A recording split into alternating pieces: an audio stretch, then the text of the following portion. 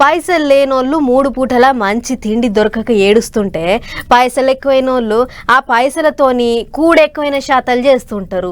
అర్ధమరాత్రి మినుకు లైట్ల కింద అడ్డదాకుల మందులు ముక్కులకు వీల్చుకుంటా మైమర్చిపోతుంటారు. అగో అసంటోళ్ళే బెంగళూరులో ఓ పెద్ద దావత్ చేసుకుంటుంటే దొరకబట్టిర్రట పోలీసోళ్ళు. అందులో మనోళ్ళు కూడా చాలా మందే ఉన్నారని అంటుర్రు. మరిగా దావత్ ఏంటిది, దాని కథ ఏందో ఒకసారి చూద్దాం పారే.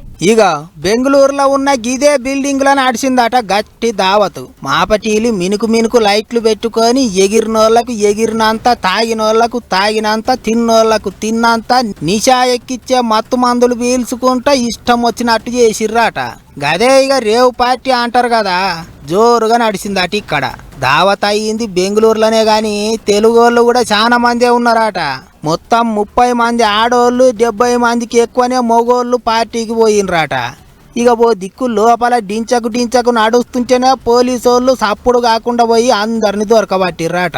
ఇక మన తెలుగు సినిమాలలో యాక్టింగ్ చేస్తుంది కదా ఏమ, గామె కూడా పార్టీకి పోయి దొరికిందట. తొలుత లేదు నేను హైదరాబాదులోనే ఉన్నా, ఎక్కడ పార్టీ ఏం పార్టీ పాడై నాకైతే ఏం తెలియదు అన్నట్టు వీడియో బయటికి ఇడిచింది ఏమ. కానీ కర్ణాటక పోలీసోళ్ళు ఎమ్మటే ఏమ గుట్టు బయట పెట్టిండ్రు. పోలీస్ స్టేషన్లోనే ఉన్నదా అన్నట్టు చెప్పుకొచ్చిర్రాట. అంతేకాదు తప్పుడు వీడియో పెట్టి అందరినీ నమ్మించే ప్రయత్నం చేసినందుకు ఇంకో కేసు కూడా పెట్టిర్రాట. ఇక హీరో శ్రీకాంత్ కూడా గీదే పార్టీకి పోయి దొరికిండని ముఖం మూసుకొని పోతున్న ఓ మనిషిని చూసి అందరు గాయన్ని అనుకున్నారట.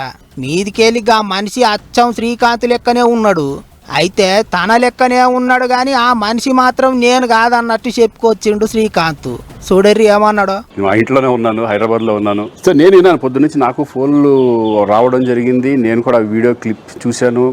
చాలా ఇట్లా శ్రీకాంత్ ఇలా బెంగళూరులో రేవ్ పార్టీకి వెళ్ళాడు, హేమ వెళ్ళింది, ఈ టైప్ లో ఏ వచ్చినాయి. అది గెడ్డం ఉంది, బట్ ఇప్పుడు గెడ్డం నాకు లేదు అని. బట్ గెడ్డంతో నేను షాక్ అయ్యాను, ఇదేంటిది నాలాగా ఉన్నాడు ఏంటి అని నేనే షాక్ అయ్యాను.